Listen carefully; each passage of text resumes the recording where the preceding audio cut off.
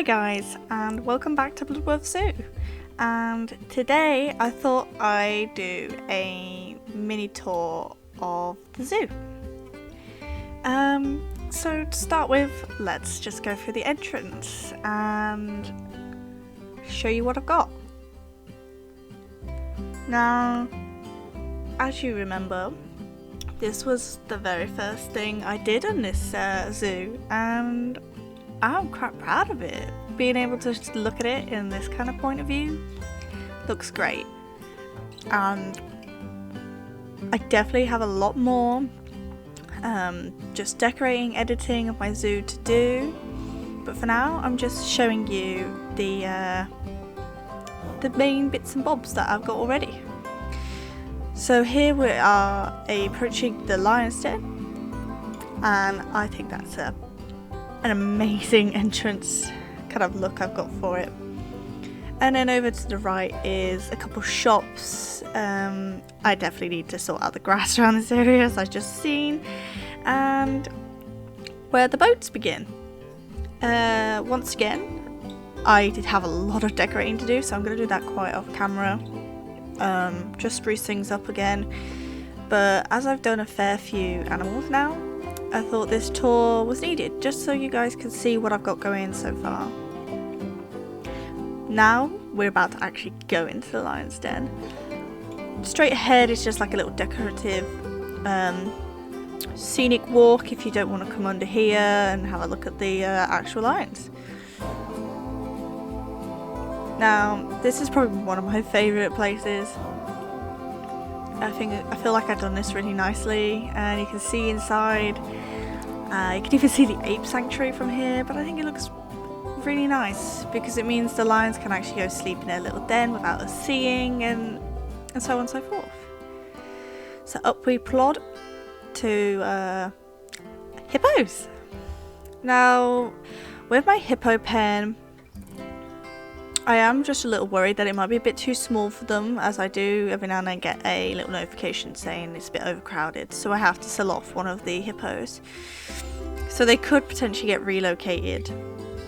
But for now, I think they look really nice in the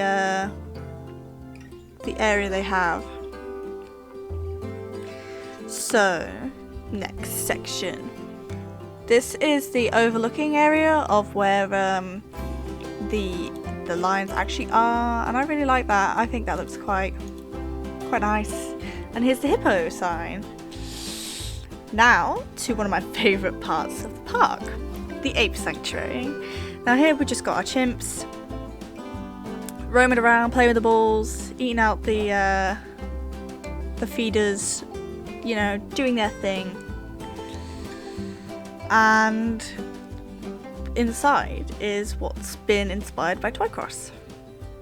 Doesn't look amazing, but I'm really quite happy with how it turned out. But yeah, so my orangutan is here in front of me and Chip's behind me. But I think it looks... I'm really proud of this.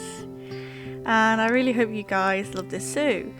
Now, I do hope to upload it eventually, one day when it's finished.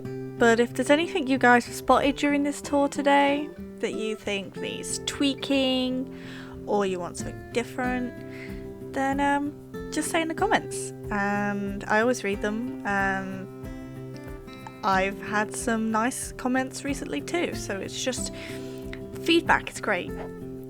Now through the tunnel we're out to the flamingos.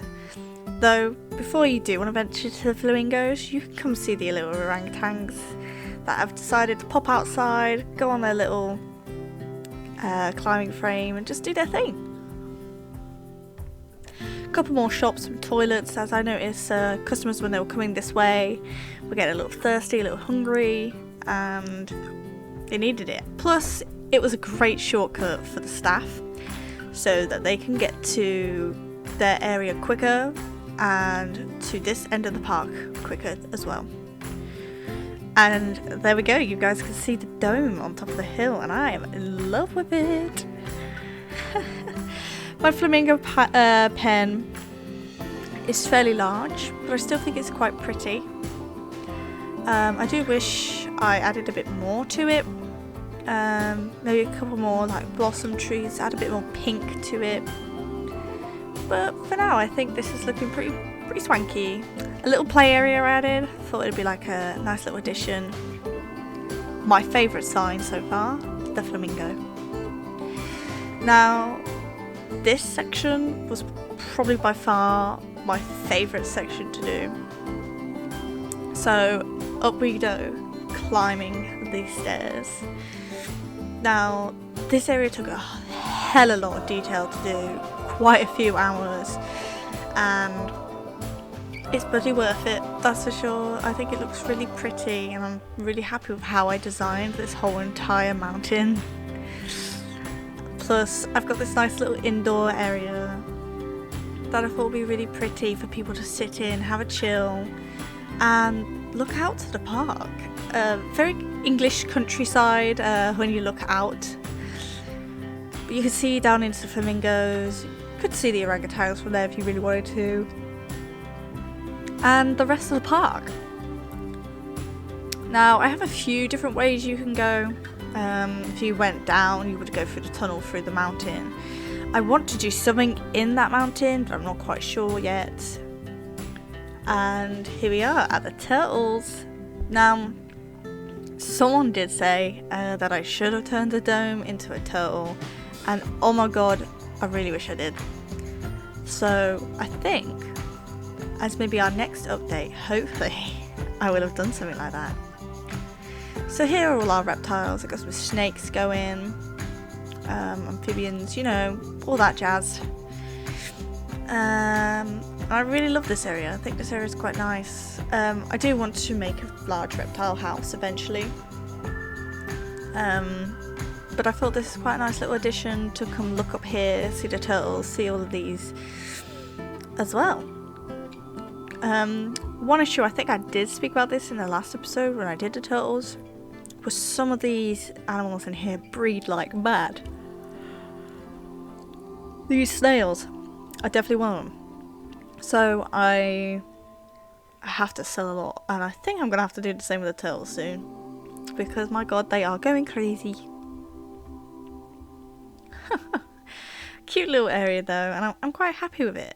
And I thought, just to maybe finish off the top of this mountain, do a nice little food court with some toilets once again, just so that people have the chance to come up here, get refreshed, and all that jazz. As you can see, I definitely need to sort this grass out, but that is something I'm going to do when I have a bit of time to just work on the detail once again. But yeah, it's quite... I'm impressed with how much detail I've managed to get in all these episodes so far.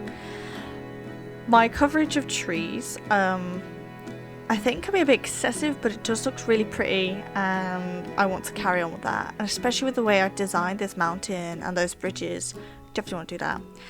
And that is one of our new areas I'm going to start working on soon. However, I'm going to start on another island, but that I believe I want to have as a crocodile area. So when you go through the boats, the crocodiles are swimming amongst you all. And I really like that idea. Now here's a tunnel. Still not 100% sure how I'm going to deal with this. I might do some like glass arches, so it's like you are going through a tunnel, but it would be perfect if we had like an aquatic kind of theme to this. Have some fish, you never know, like along the tunnels. Yeah, I have a lot of ideas in my head. As you can see, I've terraformed quite a fair chunk of this island, just to kind of give it a bit more depth to it. But the detail I've gone with is impressive for me, and I want to continue that. Next time, I am thinking of working on an elephant pen, both using the Indian elephants and the African, and that will be placed on a new island, as I want to start expanding from this one. But yeah, this is probably one of my favourite walk zones. After buying the South Africa pack, I found loads more trees. They had beautiful butterflies, and it's quite not finished yet as I need to put some more down, put down some more fence. But I'm really happy with how this looks, and I think people will be quite calm going through this little scenic area. And I just can't wait to expand. Now, if there's anything you guys would like me to do next time, or what animal you'd like to see put in a pen, please just comment, like and subscribe, and I will get there. But gosh, I am absolutely in love with my zoo. I'm quite happy with it. And the views, oh, I'm so glad I put down a big river. But there we go, guys. That is Bloodworth Zoo so far, and I really hope you enjoyed the mini tour. I hope to do this after I've done a fair few chunks of animals each time. So yeah, thank you guys, see you later, bye!